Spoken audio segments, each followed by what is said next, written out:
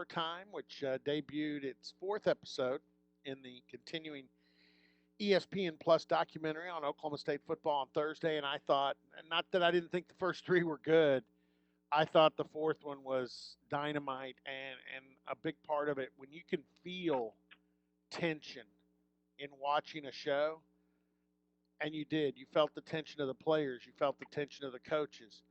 You felt the tension of the moment, because this was the 48 hours when the Big Ten and the Pac-12 said, no dice, we're not playing football.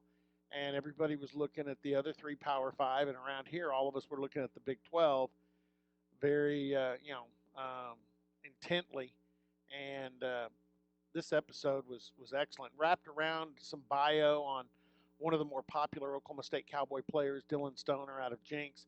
The producer, and I know he works with Christopher Hunt. We've had Chris on a lot on this show and on this network because of his work with Eddie. But Bo Mattingly is the producer on this project. Bo, congratulations! What your son got a football win yesterday, right?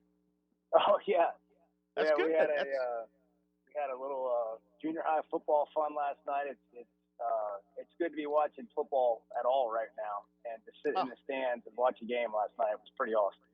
And I don't think I was a helicopter parent, but I will say this. When I knew at the end of the workday that I was going to go watch my kid or my daughter play basketball, she played through high school, my day was better. When I knew I was going to go watch my kid play at night, my day went better. Yeah, I know. And that's what, we all keep talking about, I mean, this pandemic has just, it's put a strain on a lot of people in a lot of ways, some much worse than others. And of course, it's all relative to your own personal situation. But, man, it's reminded us what we all love about sports and, for me, storytelling. But, being able to just sit back in the stands, they always say you don't know what you have until it's gone. Well, I think we kind of, when we sit back in the stands now, we're maybe going to take a deep breath and let it sink in a little bit more and not take it for granted like we have for so many years. For folks out there that, I heard Bo on the other day with Holly Rowe on in fact, I told him I was talking him up on Sirius XM on the Big 12 channel, about a week and a half ago. And I heard his interview the other day in Big 12 Today with Holly Rowe and Gabe Eichert. And I knew some of the background just from talking with Bo. This isn't your first rodeo. You've covered sports. In fact, college sports intently, covering the Arkansas Razorbacks, doing a radio show over in the state of Arkansas. So you came into this eyes wide open. And when you walk into somebody's neighborhood and you start telling their story, and I'm talking about a college that has a big-time following, a Power 5 program, you kind of realize going in that, man, you step carefully, because sometimes if you step on the wrong thing, it's a landmine. You always learn the lay of the land. And, most college programs, I've been around a lot of them. I mean, you mentioned that I lived in Fayetteville for 21 years, and I started as a TV broadcast sportscaster, did TV and radio about 15 years ago, started a syndicated radio show in Arkansas. And so I've been around the college game for a long time. But then about 5 or 6 years ago, we started producing TV shows for ESPN where we would sort of be embedded or have inside access or behind the scenes. I've always been curious. I've always wanted to see what we don't see, to be able to show people what they don't often get to see, the stories behind the story. I think we imagine things as we watch a game. What must be going on in this moment? What must they be saying in this timeout? What is it like right now in the coach's box upstairs? All of those things that you are curious about, we're able to get in there and give you a behind the scenes peek. And I just love that. And, with that though, you've got to be judicious in your process, because there's a lot of confidential things happening. And so what we've tried to do is work really hard to gain the trust of the people that we work with. And I think we've been successful in doing that, whether it was with Coach Saban at Alabama. We spent 30 days with them for a training camp show back in 2018. PJ Fleck at Minnesota, Brett Bielema when he was at Arkansas, Kansas last year, and just to name a few. But yeah, there's always a lot to consider. You have to have the big picture in mind. But I'd like to think that being around it for so many years and understanding the inner workings of a football team and the athletic department helps us navigate whatever circumstances may come up and still deliver an authentic look at how it's playing out behind the scenes. When were you with Fleck in Minnesota? When did you do something with them? That was 2017, his first year there.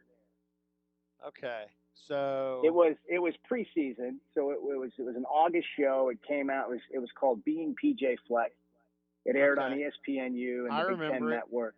And I'm trying to think if my friend Clay Patterson was there with him yet.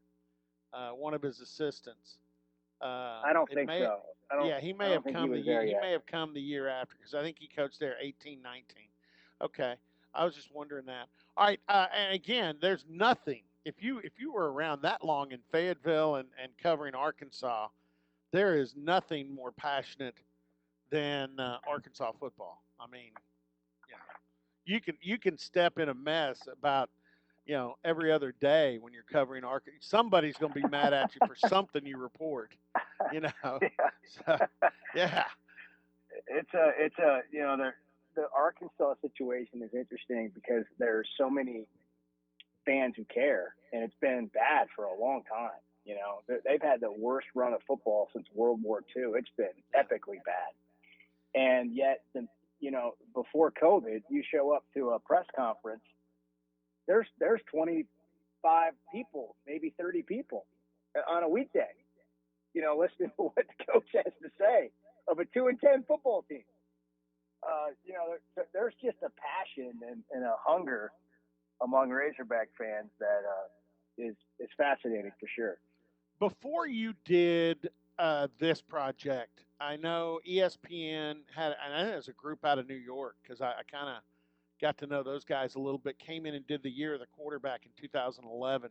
Did you go back and watch that at all, or did you purposely not wanting to see what somebody else had done with this program previously? Yeah, the latter. I oftentimes will go back and watch things like that. But this is such an unusual time that it's not going to be the same regardless.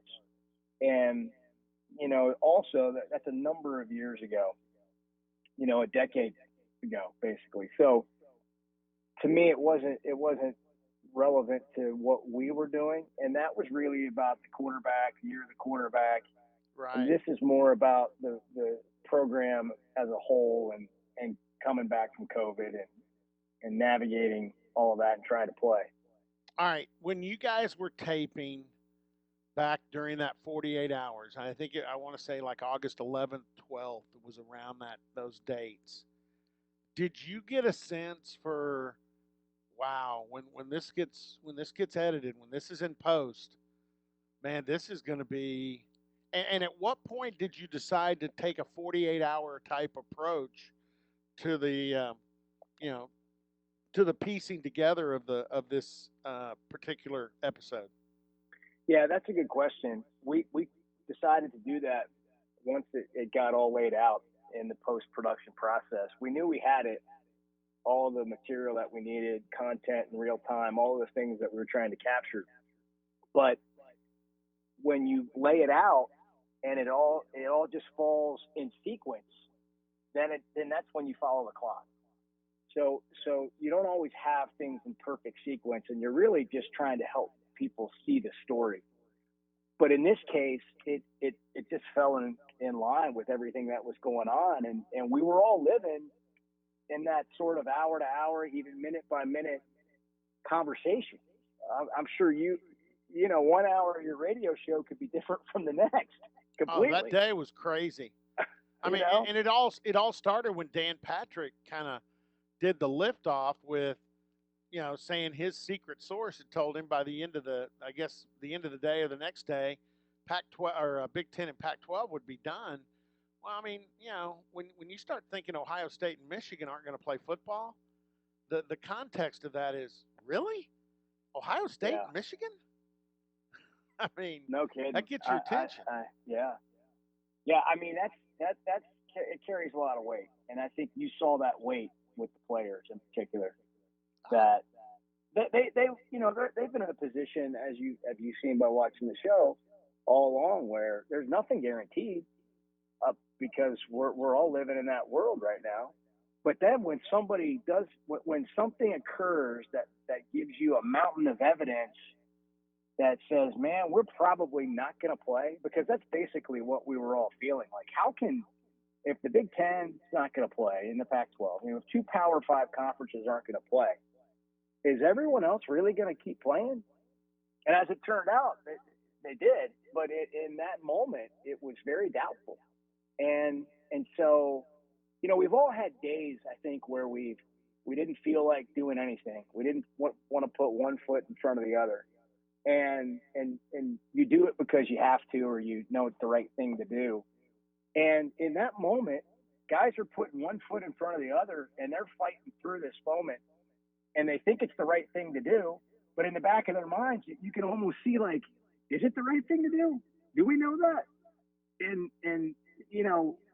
that's the uncertainty that's playing out in our world, and we were fortunate enough to be able to show it in a very real way with the Oklahoma State football team. yeah. This if somebody wants to know what it was like measuring whether football would be played or not, you could put that episode in a time capsule, and somebody could open it up 1,000 years from now, and I think they'd get it. So that says a lot about how well I thought that that episode was done. All right, couple of quick things. We got to let Bo go. One, how much fun is this? Because I mean, you probably know what next week's episode is, but this is something that as you go along the way, you're not telling the story. You don't have a format in your mind. You're letting the story tell you what to do. Yeah, that's the way it's been too from the beginning for the most part. And we haven't done a deep dive with a lot of players yet, like we did with Dylan in this last episode, as we featured Dylan Stoner from Jinx. But you're going to see more of that moving forward, and that'll be part of the formula. But a big part of the show is going to be, we don't know what's going to happen, and we're going to, as things play out, we'll be behind the scenes to show the story behind the story. And the other thing that's going to be cool, I think, moving forward, is that a lot of things that you've seen so far have been catching us up really since the end of May. And now we're getting almost to real time. So, episode 5 will lead us up to the Tulsa game. And then once we hit the Tulsa game, you're going to be sort of in real time. Like, this is what happened last week. This is what happened, the next week, and behind the scenes, the games. And so it's going to be pretty on time, and that'll be fun. Hey, last thing, and I know you've had some engaging personalities, and you don't have to narrow it to one, and you don't have to go real long with it, but so far, I mean, who are some of the personalities you've just said, wow, that dude's interesting? When you do a show, everyone says, who are your main characters? Who are the characters on this team? Who are they going to be, when we have our internal meeting? And I'm like, the whole team. There's like, everywhere you turn on this team, there's a personality. I mean, the offensive line coach, Casey Dunn, half the receiving corps. Chuba, LB, the running backs. I mean, the defense, Colby Harvell-Peel. I mean, Amon, Trace Ford. All of these guys are just, and we haven't even hardly talked to half of them, it seems like. This team is unique.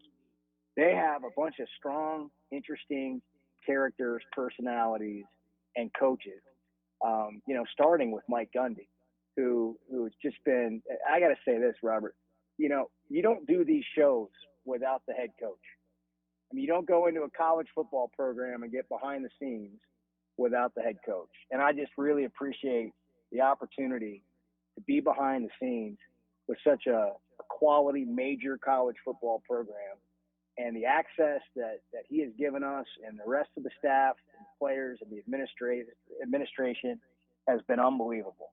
And that's, if you're enjoying the show, it's got way more to do with that than anything we're doing. And so I really appreciate that from Coach Gunny in Oklahoma State. Yeah, and you guys, to be honest, the guy who's really been quiet this season, because I think he's really focused in on making himself better, and you guys really pulled it from him out there when he was fishing. Why he's trying to make himself better. He feels an allegiance to maximize what these guys around him have contributed. Is Spencer Sanders? I thought that even though he's not the most demonstrative and outspoken guy, I love, and you captured him because he likes to fish. He likes to hunt and fish. But that was a good portion of that episode too, and told a lot. Maybe not everybody around the country felt that way, but because I know what's going on, I'm like, that was the perfect way to bring Spencer out. Yeah, I think Spencer's a really likable character, and you're going to see more of that moving forward. Obviously, as the quarterback of this team. You mentioned, Sure. I know you're short on time. You mentioned Christopher Hunt. I wanted to just say what a great job that he's doing and helping us with this project. Really happy to have him on board as one of our lead producers.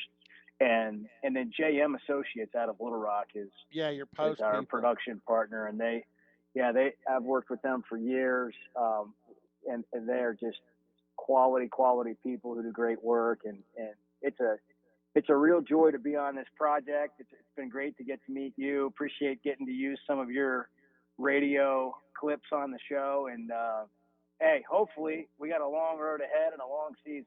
I know I'm anxious to see that happen. Yeah, I mean, you get the sense, and I heard you talking with Holly and Gabe. You get the sense that if things fall right, this could be. And it's kind of funny. The last time we had a season like that was the year of the quarterback, and we had a production crew in telling that story. Although they stopped early in the year because that was just their deal. They were going through the first couple of games. Mm-hmm. This could be something really neat. So, hey, Bo, I appreciate it, and we'll see you next time around soon, I'm sure. Robert, thanks so much, man. Have a great weekend. Happy Labor Day weekend to everyone, and appreciate you having me on. I appreciate it. Bo Mattingly, producer for Our Time, and if you